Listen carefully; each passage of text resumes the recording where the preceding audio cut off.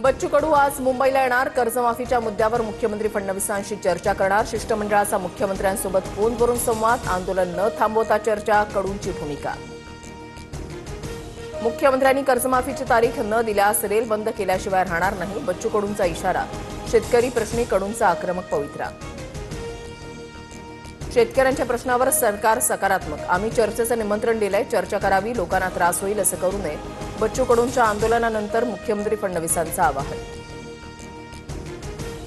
मनोज जरांगे बच्चू कडूंच्या आंदोलनामध्ये सहभागी होणार. मनोज जरांगे काही वेळामध्ये बच्चू कडूंच्या आंदोलनस्थळी दाखल होणार.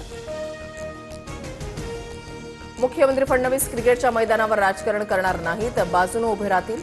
शरद पवारांकडून कौतुक. अजिंक्य नाईक पुन्हा एमसी अध्यक्षपदाच्या शर्यतीमध्ये असल्याचे पवारांचे संकेत.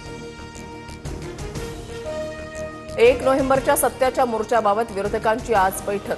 दुपारी 12:30 वाजता यशवंतराव चव्हाण सेंटरमध्ये बैठक. शरद पवार, ठाकरे बंधू आणि काँग्रेसचे ज्येष्ठ नेते बैठकीमध्ये सहभागी होणार. राज ठाकरे दम असेल तर चुनाव रोक के दिखाव. विरोधकांच्या मोर्चावरून गुणरत्न सदावर्ते आक्रमक. सत्याचा नाही ढोंग्याचा मोर्चा. सदावर्तेंची टीका. 1 नोव्हेंबरच्या सत्याच्या मोर्चासाठी मनसेची जय्यत तयारी. ठाकरेंच्या सेनेनंतर आज मनसेकडूनही प्रेझेंटेशन होणार.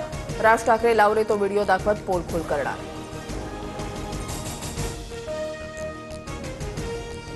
लाडकी बहीण योजनेसाठी सामाजिक न्याय विभागाकडून 410 कोटींचा निधी वितरित. 18 नोव्हेंबरपूर्वी ई-केवायसी पूर्ण करा. मंत्री अदिती तटकरेंचं आवाहन.